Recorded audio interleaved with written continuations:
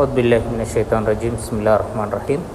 துல்ஹஜ் மாதத்தினுடைய முதல் 10 நாட்கள் தொடர்பாக வந்திருக்கின்ற ஹதீஸுகளில் பயன்படுத்தப்பட்ட சில சொற்பிரயோகங்கள், அவை இந்த நாட்களினுடைய சிறப்பு என்ன, இந்த நாட்களில் என்ன செய்யணும் என்று சொல்கின்ற அந்த மெசேஜை மிச்சம் சுருக்கமாக எங்களுக்கு சொல்கிறத நாங்கள் பார்க்கலாம். ஹதீஸுகளை வச்சு நாங்கள் பார்க்குற நேரத்தில் ஆவம் என்ற சொல் பயன்படுத்தப்பட்டிருக்கிறது, அஹப் என்ற சொல் பயன்படுத்தப்பட்டிருக்கிறது. அல்லாஹ்விடத்தில் மிகவும் மகத்துவம் மிக்க நாட்கள் என்று சொல்கிறதும், அல்லாஹ்வுக்கு மிகவும் விருப்பமான நாட்கள் என்று சொல்கிறதும் இங்கே ஹதீஸில் பயன்படுத்தப்பட்டிருக்கிறது. அடுத்து அல் அமலு சாலிஹ் ஃபீஹின்ன, சாலிஹான அமல்கள், நற்செயல்கள் என்று சொல். அடுத்து அல் அமல், பொதுவாக செயற்படுதல் என்ற அந்த கருத்தும் இன்னொரு ஹதீஸில் வருகிறது. ஐயுதஅப்பத ஃபீஹின்ன, அதாவது இபாதத்துகளில் ஈடுபடுதல் என்று சொல்கின்ற அந்த கருத்து இன்னொரு ஹதீஸ்லையும் வருகிறது. இப்போ இதெல்லாம் வைத்து பார்க்குற நேரத்தில் பொதுவாக இமாம்கள் ஒரு விஷயம் சொல்வார்கள் என்னன்னா, இந்த நாட்களை பொறுத்த வரையில் உலகத்தில் நாங்கள் இபாதத் செய்வதற்கு, நற்காரியங்களில் ஈடுபடுவதற்கு இதை விடவும் மிகவும் பொருத்தமான, மிகவும் சிறந்த, அதிக நன்மைகளை பெற்றுத்தரக்கூடிய, அல்லாஹ்வுக்கு மிகவும் விருப்பமான வேறு எந்த நாட்களும் கிடையாது என்று சொல்வது. அது எந்த அளவுக்கு என்றால், நாங்கள் பொதுவாக கூட வலியுறுத்துகிற விஷயம் எல்லா நாட்கள்லையும் எல்லா காலங்களையும் சிறந்தது என்று சொல்கிற நேரத்தில் ரமலானத்தை நாங்கள் கூட வலியுறுத்துவோம். ரமலான் காலம் வர நேரத்தில் அதை அந்த அளவுக்கு வலியுறுத்தப்படுகின்ற வேறொரு காலம் ஒன்று இல்லை. ஆனால் பொதுவாக இந்த ஹதீஸுகளில் பயன்படுத்தப்பட்டிருக்கின்ற அந்த சொற்களை வைத்து இமாம்கள் சொல்வார்கள். ஆபம் இந்தல்லாஹ் என்ற அந்த சொல்லும், அஹப்பு இலல்லாஹ், அல்லாஹ்வுக்கு மிகவும் விருப்பமானது, மிகவும் மகத்துவமானது. இந்த வகையான சொற்கள் ரமலானை பொறுத்தவரையில் பயன்படுத்தப்பட்டில்லை. அப்போ அதை வைத்து இமாம்கள் சொல்வார்கள் என்றால், ரமலானை விடவும், ரமலாண்ட கடைசி 10 விடவும், லைலத்துல் கத்ரை விடவும் இந்த 10 நாட்கள் என்று சொல்வது விசேடமானது என்று சொல்கிறது. இந்த நாட்களில் செய்கின்ற இபாதத்துக்கு அல்லாஹு தாலாவுக்கு அவை அதை விடவும் விருப்பமானது, அதை விடவும் அல்லாஹு தாலாவிடத்தில் அதற்கு ஒரு மகத்துவம் இருக்கின்றது என்று சொல்கிறது. உண்மையிலே இமாம்களுக்கு மத்தியில் ரமலானினுடைய கடைசி 10 சிறந்தனவா அல்லது துல்ஹஜ் மாதத்தினுடைய முதல் 10 சிறந்தனவா என்று சொல்லி ஒரு வாத பிரதிவாதம் இருக்கின்றது. இமாம் இப்னு தைமியா அதில் ஒரு சமநிலையை பேணுகின்ற வகையில் அவர் ஒரு விஷயம் சொல்லுவார் என்றால், நாங்கள் இரவுகள் என்று எடுத்தால் ரமலாண்ட கடைசி 10 தான் சிறந்தது, பகல் பொழுதுகள் என்று எடுத்தால் துல்ஹஜ் மாதத்தினுடைய முதல் 10 நாட்கள் தான் சிறந்தது என்று சொல்லி இமாம் இப்னு தைமியா சொல்லுவார். ஆனால் நவீன காலத்தில் உள்ள பலர், குறிப்பாக கலாநிதி ஃபதுல் முராத், அவர் சொல்லுவார் என்னண்டா, இமாம் இப்னு தைமியாவினுடைய அந்த இஜ்திஹாத் மிச்சம் பலவீனமான ஒரு இஜ்திஹாத். அவர் அந்த முடிவை எடுத்தது எப்படி என்று சொன்னா, கடைசி 10 லைலத்துல் கத்ர் இருக்கிறது என்ற ஒரு விஷயத்தை வைத்தும், குர்ஆனில் ஒரு இடத்துல இந்த யௌம் என்ற சொல், இங்கே யௌம் என்ற தானே பயன்படுத்துறது, ஐயாம் என்ற சொல் தான் இந்த ஹதீஸில் பயன்படுத்தப்பட்டிருக்கிறது. அந்த யௌம் என்ற சொல் குர்ஆனில் ஒரு இடத்துல பகல் பொழுதை குறிக்க பயன்படுத்தப்பட்டிருக்கிறது. அப்போ அதை வைத்தும் தான் இங்கே இந்த இடத்துல ஐயாம் என்று சொன்னது பகல் பொழுதுகளை தான் குறிக்கும், இரவு விடவும் என்று சொல்கின்ற அந்த கருத்தை இமாம் இப்னு தைமியா சொல்லுவார். அவர் அந்த கருத்துக்கு வந்ததற்கு அதை அடிப்படையாக வச்சு தான் அவர் அந்த கருத்தை சொல்லுவார். ஆனால் இந்த ஃபதுல் முராத் போன்றாக்கள் சொல்லுவார்கள் என்றால் அப்படி அல்ல. குர்ஆனில் நாங்கள் அதை விட அடுத்த எல்லா ஆயத்துக்களையும் வைத்து போய் பார்த்தோம்னு சொன்னா, யௌம் என்ற சொல், ஐயாம் என்ற சொல் இரவு பகல் ரெண்டையும் சேர்த்து தான் குறித்திருக்கிறது. அப்போ எனவே அவருடைய அந்த இஜ்திஹாத் அதை நாங்கள் ஒரு முடிந்த முடிவாக எடுப்பதற்கு இல்லை. அது அவருடைய ஒரு அபிப்பிராயம், அவ்வளவுதான். ஆனால் ஒப்பீட்டு ரீதியில் நாங்கள் குர்ஆன் ஆதாரங்களை வைத்து பார்க்குற நேரத்தில் அது ஒரு மிக பலவீனமான ஒரு இஜ்திஹாத் என்று தான் அதை கருத முடியும் என்று சொல்லி அவர் சொல்லுவார்.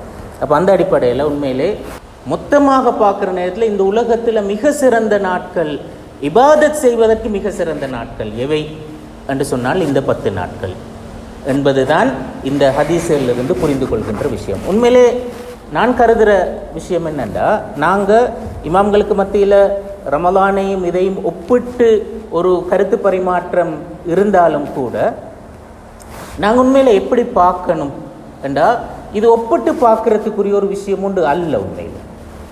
ஏனென்றால் ஒவ்வொரு வணக்கத்துக்கும் ஒரு தனித்துவம் ஒன்று இருக்கிறது. ரமலான் என்ற காலத்துக்கு ஒரு தனித்துவம் ஒன்று இருக்கிறது. இப்போ ரமலானினுடைய ஒரு நோக்கம் ஒன்று இருக்கிறது தானே. ரமலான் ஏன் வருகிறது, அதில் நோன்பு ஏன் கடமையாக்கப்பட்டது என்று சொல்றதற்கு ஒரு நோக்கம் ஒன்று இருக்கிறது. அந்த நோக்கத்துக்கு ஏற்ப அதை அடைந்து கொள்கின்ற வகையான சிறப்புகள் அதற்கு இருக்கிறது. அதே மாதிரி துல்ஹஜ் மாதம் என்று சொல்றதும், துல்ஹஜ் மாதத்தினுடைய முதல் 10 நாட்கள் என்று சொல்றதும் அதற்கு ஒரு தனித்துவம் ஒன்று இருக்கிறது. அப்போ அந்த தனித்துவம் என்ன, அதனுடைய நோக்கம் என்ன, அவற்றை அடைஞ்சு கொள்கின்ற வகையில் இதற்கு ஒரு சிறப்பு ஒன்று இருக்கிறது. அப்போ ஒவ்வொன்றையும் அதற்குரிய தனித்துவத்தோடு நாங்கள் பார்க்குற நேரத்தில் இந்த ஒப்பீடு ஒன்று அவசியம் இல்லை. அந்த தனித்துவத்துக்கேற்ப அதனுடைய சிறப்பு இருக்கிறது, இந்த தனித்துவத்துக்கேற்ப இதனுடைய சிறப்பு இருக்கிறது. அப்போ அந்த வகையில் நாங்கள் ஒப்பிட்டு மார்க்கத்தை சும்மா வீணாக முரண்பாடு கொண்டது போன்ற ஒரு தோற்றப்பாட்டை உருவாக்க வேண்டிய அவசியம் உண்டு உண்மையிலே இல்லை. அப்போ நாங்கள் பொதுவாக இப்படி பார்த்தோம் என்று சொன்னால், உண்மையிலே ரமலானினுடைய மிக அடிப்படையான நோக்கம் என்ன என்று பார்த்தா, ஒரு வகையில் ஒரு ஒரு முழுமையான தர்பியத் தான். ஏண்டா நோன்பை பற்றி சொல்கிற நேரத்துலையும் தக்குவா என்ற அந்த விஷயம் வலியுறுத்தப்பட்டது. ரமலானில் ஷைத்தான் விலங்கிடப்படுகின்றான் என்று சொன்னதும், அதே மாதிரி சொர்க்கத்தினுடைய வாயில்கள் திறக்கின்றன, நரகத்தினுடைய வாயில்கள் மூடுகின்றன, ஒரு ஒரு ஒரு செயலுக்கு 70 மடங்கு நன்மைகள் கிடைக்கின்றன என்று சொன்ன இந்த எல்லா ஏற்பாட்டையும் பார்க்குற நேரத்தில் எங்களை ஒரு ஒரு குறிப்பிட்ட காலம் ஒரு முழுமையான பயிற்றுவிப்புக்கு எந்த தடையும் இல்லாமல், புற தடைகள் அதே மாதிரி உள்ளார்ந்த தடைகள் எதுவும் இல்லாமல் எங்களை பயிற்றுவிக்கிறதுக்கான ஒரு ஏற்பாடாகத்தான் அல்லாஹு தாலா ரமலான் அந்த அந்த அந்த அந்த செட்டப்பை செய்திருக்கின்றான். அந்த வகையில் அந்த அந்த அங்கே ஒரு ட்ரைனிங், ஒரு தர்பியத் பர்பஸ் ஒன்று தான் அதில் ஹைலைட்டான விஷயமாக இருக்கிறது. அதற்குரிய வகையில் தான் அதனுடைய சிறப்பம்சங்கள் எல்லாம் அதில் சொல்லப்பட்டிருக்கிறது நாங்கள் பார்க்கலாம். ஆனால் நாங்கள் இந்த துல்ஹஜ் எடுத்தோம் என்றால், ஹஜ் என்ற கடமை, துல்ஹஜ் இந்த 10 நாட்களோடு சம்மந்தப்பட்டு தானே முதலாவது ஸ்டார்ட் ஆகுது. அப்போ இந்த ஹஜ் என்ற கடமை எடுத்தால் அது உண்மையிலே அதனுடைய சிறப்பம்சம், அது ஒரு ஒரு ஒரு முஸ்லீம் உம்மத்தினுடைய ஒரு கெதரிங். அது முழு முஸ்லீம் உம்மத்தையும் ஒன்று சேர்க்கின்ற ஒரு மாநாடு. இப்போ உண்மையிலே எல்லா இபாதத்துகள்லையும் நாங்கள் போய் பார்த்தால் அந்த இபாதத்துகளில் எங்களை ஒன்று சேர்க்கின்ற ஒரு கூட்டு வடிவம் ஒன்று இருக்கிறது. ஆனால் ரமலானில் நோன்பு சம்பந்தப்பட்ட இபாதத்தில் உள்ள கூட்டு வடிவம் மிக பெரும்பாலும் ஒரு ஒரு மஹல்லாவை மையப்படுத்தினது, ஒரு ஊரை மையப்படுத்தினது, அல்லது மேக்சிமம் நாங்கள் போனால் ஒரு நாட்டை மையப்படுத்தின ஒரு ஒன்று கூடலாகத்தான் அது இருக்கிறது. நாடு என்று பெரும்பாலும் வாரது குறைவாக இருக்கும். ஒரு ஒரு ஊரை மையப்படுத்தின ஒன்று கூடலாகத்தான் அநேகமாக இருக்கிறது. ஆனால் ஹஜ் என்று வார நேரத்தில் அது ஒரு சர்வதேச ஒன்று கூடலாகத்தான் இருக்குது. முழு முஸ்லிம் உம்மத்தையும் அந்த இணைக்கின்ற ஒரு விஷயமாகத்தான் ஹஜ் என்ற கடமை இருக்கிறது. அப்போ இதனுடைய பெருமானத்துக்கு ஏற்ப அதற்குரிய சிறப்பம்சத்தை அல்லாஹு தாலா கொடுத்தான் நோன்பை பொறுத்தவரை. இல்லைன்னா அங்கே அந்த கூட்டு வடிவம் ஒரு ஒரு ஒரு எல்லையோடு மட்டுப்படுத்தப்பட்டது. ஹஜ்ஜை பொறுத்தவரை அதனுடைய பெருமானம் அதை விட விசாலமானது, அது முழு உலகம் தழுவிய ஒரு விஷயம். அப்போ எனவே அதற்குரிய அந்த பெருமானம் அங்கே கொடுக்கப்பட்டதை நாங்கள் பார்க்கலாம்.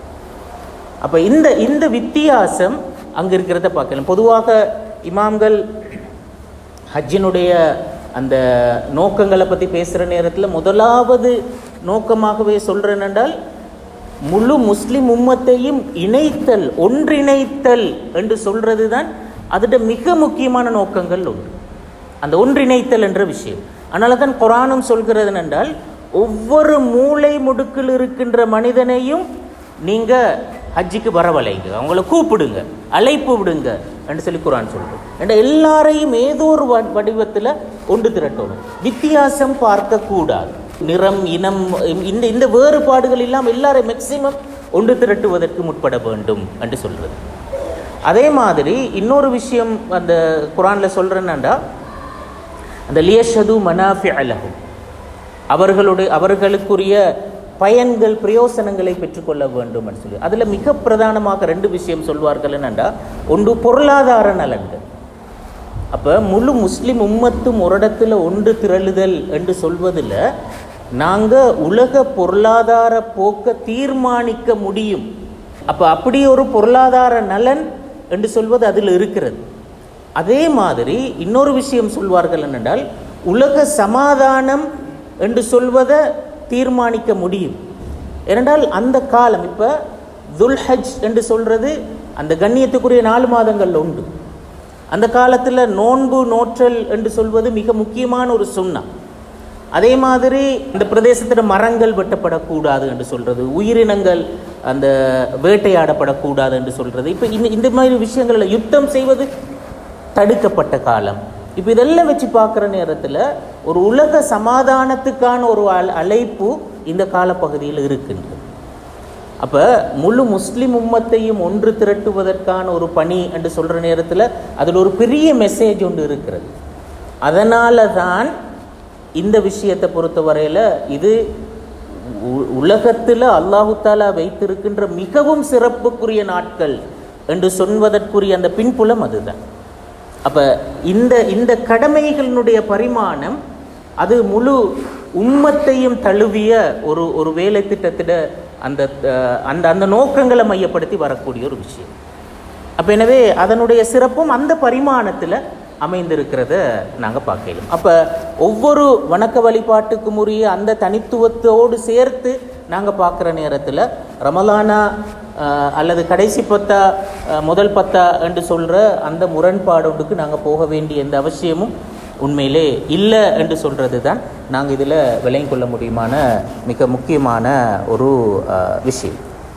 அப்போ இது தான் உண்மையிலே இதில் இருக்கின்ற சிறப்பு. இதில் ஒரு விஷயத்தை எட் பண்ணணும் என்னென்னா, ஹதீஸில் மிச்சம் தெளிவாக ஐயாமுல் அஷ் 10 நாட்கள் என்று வந்திருக்கு. இந்த 10 நாள் எப்போ கம்ப்ளீட் ஆகுது? பெருநாளோடு தான். பெருநாளும் சேர்ந்து தான் அந்த 10 நாள். நாங்கள் பெரும்பாலும் அந்த பெருநாள் தினத்தை அல்லாஹு தாலா வணங்கப்படுவதற்கு, சாலிஹான் அமல்கள் செய்வதற்கு அல்லாஹுக்கு மிகவும் விருப்பத்துக்குரிய ஒரு நாளாக பெருநாள் தினத்தை நாங்கள் கருதுவது மிகவும் குறைவு. அடுத்த 9 நாளே நாங்கள் கருதுவோம். அப்போ ஆனால் ஹதீஸில் இது எல்லாத்தையுமே இணைத்து தான் ஹதீஸ் வழங்கப்படுத்தி இருக்கிறது. அப்போ அந்த வகையில் பெருநாள் தினமும் அதில் உள்ளடக்கம். ஆனால் பெருநாள் தினத்தினுடைய அந்த இபாதத்தினுடைய வடிவம் வித்தியாசப்படுகிறது. ஏனைய நாட்களில் நாங்கள் நோன்பு பிடிக்கிறேன்னு சொல்கிறதும் அப்படியான வகையில் அதனுடைய சாலிஹான செயற்பாடுகள் இருக்க முடியும். ஆனால் பெருநாள் தினத்தை பொறுத்த வரையில் நாங்கள் பெருநாள் தொழுகையில் ஈடுபடுவது, உறவுகளை சேர்ந்து நடக்கிறது, தேவையுள்ளவர்களுக்கு சதக்காக்கள் செய்வது என்று சொல்கிறது, உதுஹியா கொடுக்க முடியுமான உதுஹியா கொடுத்தல் என்று சொல்கிறது. இப்போ இந்த விஷயங்கள் எல்லாமே உண்மையிலே அந்த அந்த அந்த பெருநாள் தினத்துக்குரிய சாலிஹான அமல்கள். அந்த சந்தர்ப்பத்துக்குரிய சாலிஹான் அமல் எது என்று சொல்வதை நாங்கள் நிறைவேற்றுவது தான் நாங்கள் மிகவும் முக்கியமானது. அப்போ பெருநாள் தினத்தினுடைய சாலிஹான் அமல் அடுத்த 9 நாளோட சாலிஹான் அமலை விடவும் வித்தியாசப்பட முடியும். ஆனால் இந்த 10 நாளும் நாங்கள் அமல் செய்வதற்கு, இபாதத்தில் ஈடுபடுவதற்கு அல்லாஹு தாலாவுக்கு மிகவும் விருப்பத்துக்குரிய நாட்கள் என்று சொல்வது தான் இதில் நாங்கள் விளங்கிக் கொள்கிற ஆக முக்கியமான விஷயம்.